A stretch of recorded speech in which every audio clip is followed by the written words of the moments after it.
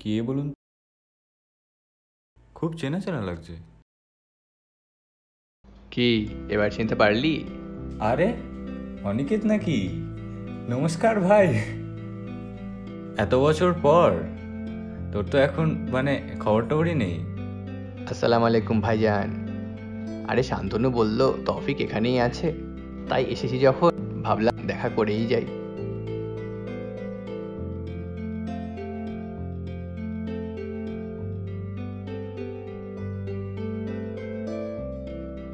আর বল অনিকেত, কি খবর? কাকু কাকিমা কেমন আছে রে? ভালোই আছে দুজনে, আমারও চলেই যাচ্ছে। তোর? এই আল্লাহর দয়ায় ভালোই আছি। হ্যাঁ, আব্বুরও চলেই যাচ্ছে। আর আমি তো ধর না এই আগস্ট মাসে 2 বছর হলো নেই, ছেড়ে দিয়ে চলে গেছে। মানে একদমই জানতাম না রে এটা। ছাড়, বাদ দে, এখন এসব কথা ভাবতে হবে না। বম্বেতে একটা মিটিং করতে গিয়েছিলাম জানিস, একদম সাডেন অ্যাটাক। বাড়ি ফিরে আসতে আসতেই সব শেষ।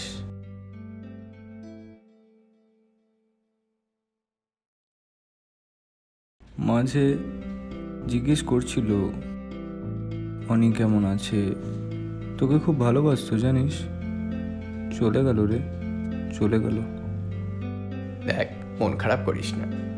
অ্যাটলিস্ট কাকিমা দেখেই গেছে তুই লাইফে কি কি করেছিস। আর কি চাস বল? আমার কথা ভাবতো, আমার তো এখনো কিছুই আর করা হয়ে উঠলো না। টাকার পেছনে ছুটে কবে যে বন্ধু বান্ধব আম্মু আব্বু সবাইকে পিছনে ফেলে চলে আসলাম, কিছু বুঝতে পারলাম না জানিস, কেমন জীবনটা হারিয়ে গেল। কিন্তু তোর তোর কি চলছে? তুই কি করছিস এখন? ওই প্রাইভেট টিউশন, আর কি করব। একই সরকারের যা হাল, তার উপর আবার করোনা, ভবিষ্যৎটাও অন্ধকার। দেশের অবস্থাটা একবার ভাবতো। আমরা তো গরুর দুধে সোনা খুঁজছি, সরকার হিন্দু রাষ্ট্র করেই চেল্লাচ্ছে, কিন্তু লোকে যে কি চাইছে সেটাই বুঝে উঠতে পারছে না। এই ইকোনমি থেকে মনে পড়লো, ইকোনমিক্স পড়তে যেতাম সুদীপ্ত স্যারের ব্যাচে, মনে আছে? আর তোর প্রতিমাকে আর চোখে দেখা, তুই একটা চিঠিও লিখেছিলি ওর জন্য, আমার এখনো মনে আছে। যেটা আজও খুঁজে পাওয়া গেল না। কে যে ঝাড়লো স্কুল ব্যাগ থেকে। যাই হোক, তারপর তো এখন সবাই আলাদা আলাদা। হ্যাঁ হ্যাঁ, তুই যাদবপুর, আমি সুরেন্দ্রনাথ। মাঝখানে 12টা বছর কিভাবে যে কেটে গেল টেরই পেলাম না। কিভাবে টের পাবি তুই বল? সেই শান্তনু, অনিক, শামশের, কারুর সাথে তোর কোনো কন্ট্যাক্ট আছে? আর তারপরে সেই স্কুলের মাঠে সবাই একসাথে বসতাম, তারপর তো তুই পুরো হাওয়া। আচ্ছা ছাড়, এখন পুরনো কথা নিয়ে কি করবো বল, এখনো সব ভাবছি না। এই চ চ বারান্দায় চ। হ্যাঁ, চ চ।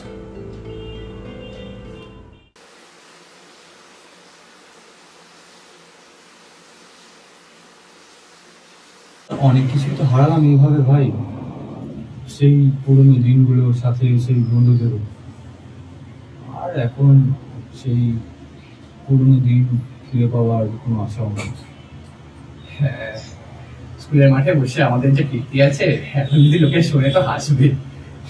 আচ্ছা, আর সব বাদ, কথা ভেবে এখন লাভ নেই।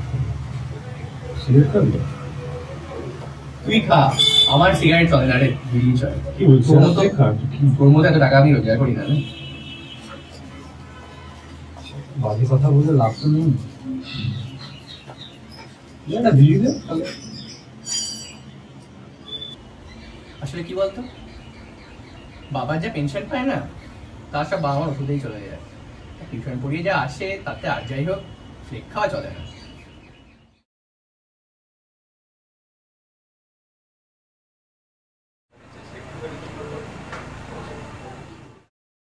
এই নে খা। আরে সেই বেবি কর্ন, তোর মনে আছে? কি মনে থাকবে না কেন বস? সেই তোর মনে আছে ওই বাবার পকেট মেরে আমরা সুদামা থেকে বেবিকর্ন খেয়ে আসতাম, তারপরে বাড়িতে এসে জানতে পেরে যা কেলানি, বাপ রে বাপ। কিন্তু এখন আর টাকা থাকলেও না খেয়েওটা হয় না জানিস। কেন খাস না কেন তুই এখন? বাইরের খাবার এখন বলতে গেলে পুরোপুরি বন্ধ। ইউরিক অ্যাসিড, তার উপর গল ব্লাডারটাও গেছে। বাইরের খাবার এখন ভেবেচিন্তেই খেতে হয়, তার উপর রেস্ট্রিকশনস। এত কিছু এই বয়সেই? এটা কি বিজনেসের নতুন প্ল্যান নাকি মার্কেটিংয়ের? মার্কেটিং? খিল্লি করছিস নাকি? তবে যাই বলিস, এসব খাবার কাকিমার ওই গোস্ত বিরিয়ানির কাছে ডাহা ফেল।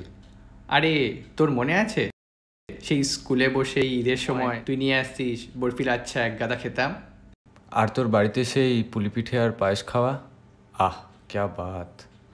কাকিমার হাতের রান্না এখনো খেতে পাস বল? পদ্মপুকুরটা একবার ঘুরে আসবি।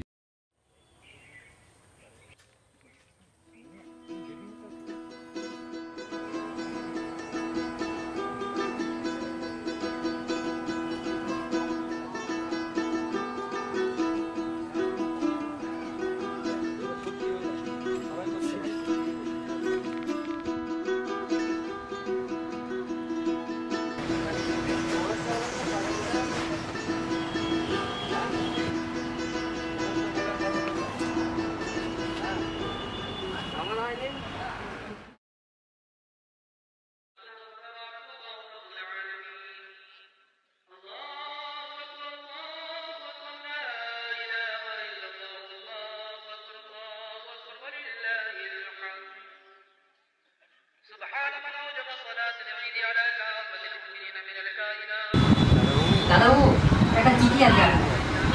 চিঠি? কিসের? ব্যাংকে? কি বুঝতে পারছি না, কিন্তু দেখুন আমি কি বুঝতে পারছি। হ্যাঁ দাদা।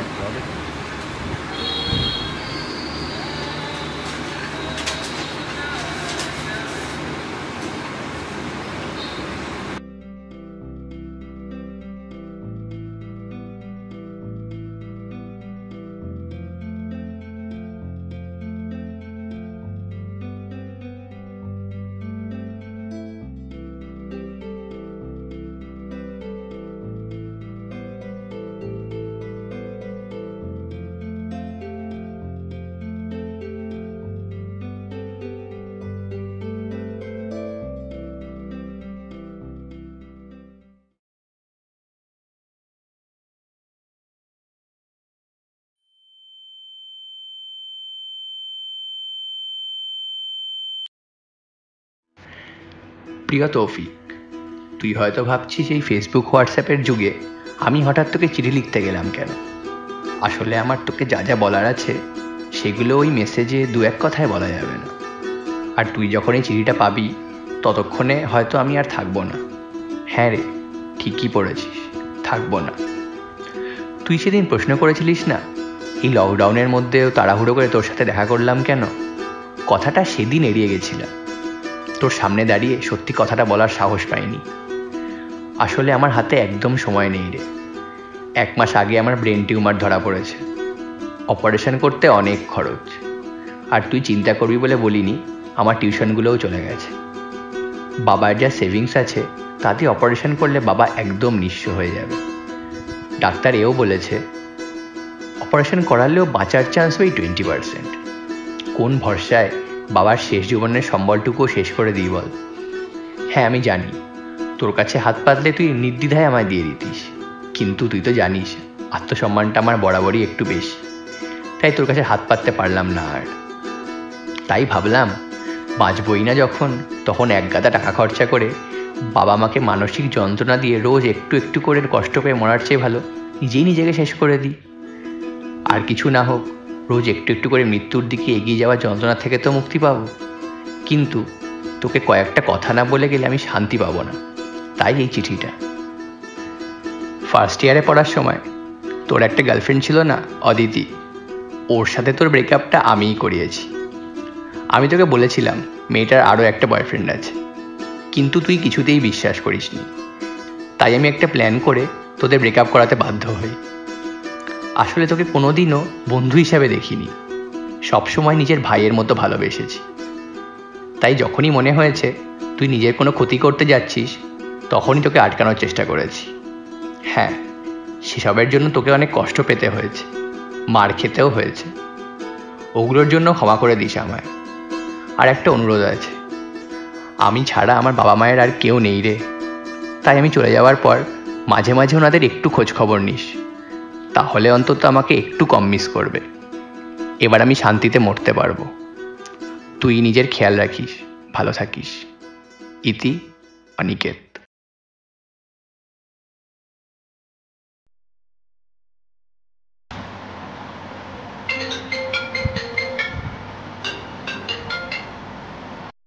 হ্যাঁ, হ্যালো অনিকেত। হ্যালো বাবা, টপিক বলছি। হ্যাঁ হ্যাঁ কাকিমা বলো। অনিকেত আর নেই। হ্যাঁ,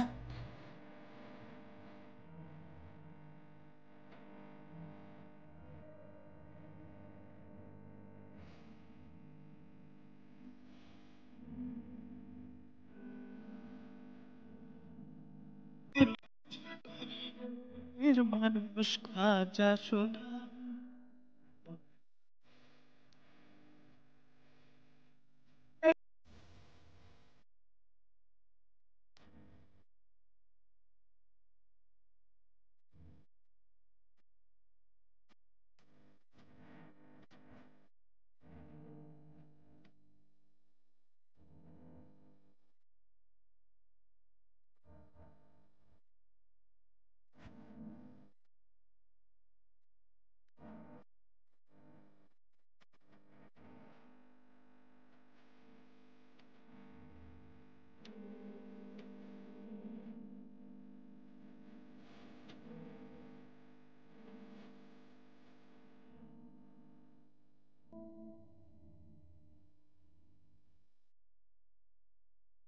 He